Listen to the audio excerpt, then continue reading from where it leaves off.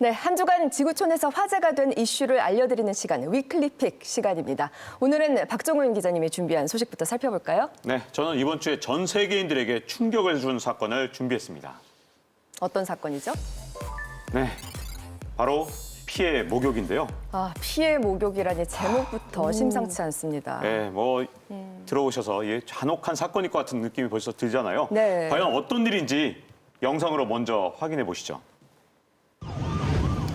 지난 23일 아침에 이 에콰도르 대형 교도소 4곳에서 동시다발적으로 폭동이 발생했습니다.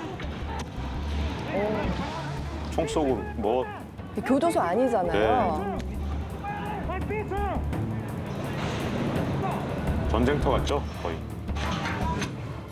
네, 이 단순한 폭동이 아니라 사전에 치밀하게 공모된 이 범죄 조직 간의 패권 다툼이 벌어진 겁니다. 교도소 안은 그야말로 아비규환이었는데요. 일반 재소자들까지 휘말리면서 위험한 상황에 처했습니다. 네. 에콰도르 정부는 사태 진압을 위해서 무장경찰 800여 명을 긴급 투입했죠.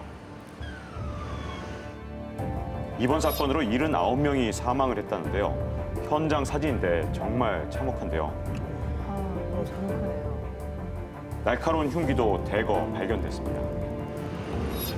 피해자 중엔 평범한 재소자도 있었기 때문에 더욱 안타까운 상황이죠. 가족들의 마음이 무너지지요. 정말 충격하고 끔찍한데 왜 이런 일이 발생하게 된 겁니까? 네, 이 현지 언론에 따르면 이 사건의 서막은 바로 12월에 일어났는데 에콰도르의 한 폭력 조직의 이 두목이 항구에서 사망을 한 겁니다. 근데 이 조직원들은 바로 자신들이 이권을 갖고 있는 관할구역의 마약 밀매 핵심 항구를 노리기 위해서 반대파가 자기들을 노린 거다. 그러면서 교도소 내에 있는 이 반대파 이쪽을 제거하기 위해서 보복하기 위해서 이런 폭동을 일으켰다는 게 현지의 분석이죠. 복수국 때문에 교도소에서 폭동이 났다. 범죄 영화가 따로 없다라는 생각이 듭니다. 다른 곳도 아니고 어떻게 교도소에서 이런 일이 발생할 수 있죠? 그 이유가요. 황당하게도 에콰도르의 교도소 내 치안이 아주 형편없다는 건데요. 에콰도르 전체 교도소의 수용 인원이 2만 8천 명인데 현재 수감자가 3만 8천 명입니다. 넘쳐나네요. 네, 근데 교도관이 1,500명밖에 되지 않아요. 그러다 보니까 전 세계적으로 평균적으로는 교도관 대 수감자가 1대 10이어야 되는데 에콰도르는 1대 25니까 그러니까 이 안에 치안이 아주 엉망이 된 거죠. 통제가 불능한 그런 상황이네요. 네. 예, 그런 상황을 보다 악화시킨 이유가 모레노 정부의 긴축 정책 때문입니다. 긴축 정책. 그 에콰도르는 자기 나라 화폐가 없어요. 달러를 사용합니다. 그러다 보니까 자기의 고유의 재정 정책이나 통화 정책 이런 게 없습니다. 그리고 에콰도르가 석유를 주로 수출하는데 유가가 하락하면서 달러가 안 들어오니까 긴축 말고는 다른 대안이 없는 거죠. 그런 상황에다가 코로나가 또 역시 코로나19. 나쁜 영향을 주는데요. 그 교도소 시설도 좀 확충하고 그다음에 예산, 교관 그런 것도 좀 하기 위해서 예산을 좀 이렇게 많이 예산을 잡아놨었는데 코로나가 터지면서 거기 돈이 다 들어가면서 한 예산이 한 10분의 1 정도밖에 집행이 안 된 거예요. 그러다 보니까 교도소 내에 재소자들의 불만도 높아지고 통제도 안 됐던 거죠. 사실 범죄 조직의 교도소 내 폭동 문제는 에콰도르뿐만 아니라 중남미 전역의 문제인 것 같습니다. 저희 방송에서도 몇 번 다뤘던 적이 있죠. 맞습니다. 작년 3월 칠레안 교도소에서도 한 200여 명의 이제 수감자들이 폭동을 일으키고 그래서 막 침구에 막 불을 지르고 그래서 그걸 또 페이스북으로 생중계를 하는 일도 있었어요. 그런데 사실 이제 이런 일들이 자꾸 일어나는 이유는 교도소 내 치안이 안 좋은 것도 있겠지만은 근본적으로 교도소가 통제가 안 될 정도로 이 조직 범죄가 너무 강세라는 겁니다. 세력이 너무 강하군요. 그렇죠. 그래서 한 예로 이제 지난 4월에 이제 엘살바도르에서 하루에 20명이 살해가 당하는 정말 끔찍한 일이 있었어요. 그래서 이게 도대체 누가 이 일에 이제 배후에 있냐고 뒤져봤더니 교도소에 수감 중이었던 범죄 조직의 두목이었다. 그러니까 교도소에 수감이 되어 있으면서도 외부에 있는 사람들을 살해를 하라라고 청부 명령을 내릴 정도로 그렇게 영향력이 막강하다는 거죠.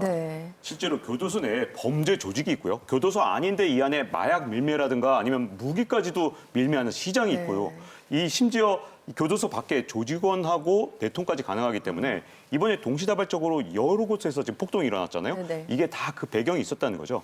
혹시 기억하실지 모르겠는데 지난해 엘살바도르에서 지금 화면에 나오지 않습니까? 저렇게 네, 수감자들이 마스크도 쓰지 않고 속옷만 입고 이렇게 단체로 있던 화면이 있었잖아요. 네, 네. 근데 교도소 안에서 범죄 도모가 워낙 쉽다 보니까 저렇게밖에 검열을 할 수밖에 없었다. 이런 얘기도 나오고 있는 거죠. 그런 이유가 있었군요. 우리는 네. 인권 침해적인 사진이라고만 알고 있었는데 최근에는 이 코로나19 이후에 범죄 조직들의 다툼이 더욱 치열해지고 있지 않습니까? 네, 코로나가 영향을 주고 있는 것 같은데요.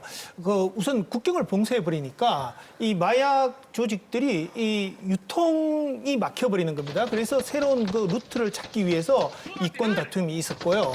그다음에 또 이 코로나로 인해서 청년 실업자가 많이 늘어났지 않습니까? 그러니까 이 실업자들이 이런 범죄 조직에 가담하게 되고, 그러니까 조직이 늘어나니까 팽창시키기 위해서 또 그런 다툼이 커지고요.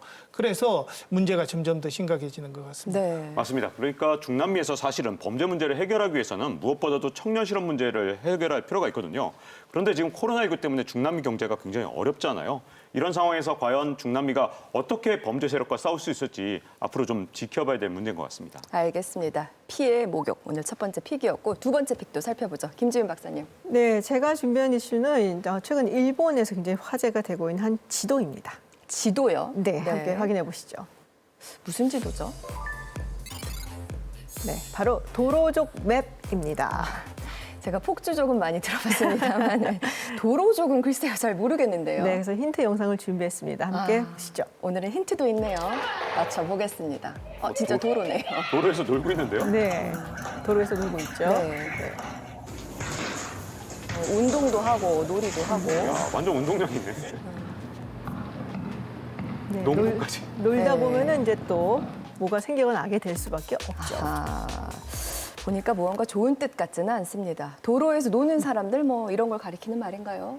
네, 거의 맞추셨는데요. 이 도로족이 이제 방금 전 영상에서 보셨다시피 일본 주택가 도로에서 뛰어놀면서 이렇게 소음을 내는 사람들을 일컫는 말이 바로 이 도로족인데요. 근데 네. 이제 코로나19 때문에 아이들이 학교를 못 가잖아요. 그렇죠. 그러니까 이제 밖으로 나와서 자꾸 놀게 되고 또 코로나19 때문에 사람들이 재택근무를 많이 하게 되고 그래서 이 도로족의 소음을 호소하는 사람들이 이렇게 많아져서 이 도로족 맵이 굉장히 관심을 받고 있습니다. 네네. 지금 박사님 뒤로 지도가 하나 보이는데 네네. 이게 혹시 말씀하신 도로족 맵이에요? 네, 맞습니다. 진짜 네. 일본 뭐 공식 지도 같아요. 네. 저기 이제 원 모양이 있잖아요. 저거를 네. 이렇게 누르면은 이렇게 막 여러 가지 정보가 나와요. 예를 들면 아이들이 모여서 축구를 한다, 뭐 아침부터 저녁까지 정말 너무 시끄럽다, 이렇게 뭐 꽤 구체적으로 나오는데 네. 이게 원래 2016년도에 이제 재택근무를 하던 사람이 이 도로적 소음에 힘들어하다가 이거를 이제 만든 거예요. 그래서 사람들이 제보하면은 확인해갖고 올리고 또 소음 문제 해결됐다 그러면 내리고 했는데 코로나 전까지만 해도 뭐 1년에 한 600건 정도였는데 네. 코로나가 터지고 난 다음에는 한 달에 1000건. 그래서 지금 2월 24일 기준으로는 약 6000건이 넘게 올라가 네네. 있다고 합니다. 항의 와, 내용도 구체적입니다. 네, 거의 10배나 늘었는데 우리나라도 코로나19 때문에 직콕 때문에 층간소음 문제가 됐잖아요. 네. 일본도 좀 비슷한 상황인 것 같습니다. 예, 아무래도 일본 사람들이 지진이 많고 하니까 아파트보다는 단독주택에 많이 사니까요. 이 도로 소음이 문제가 많이 되는 것 같습니다.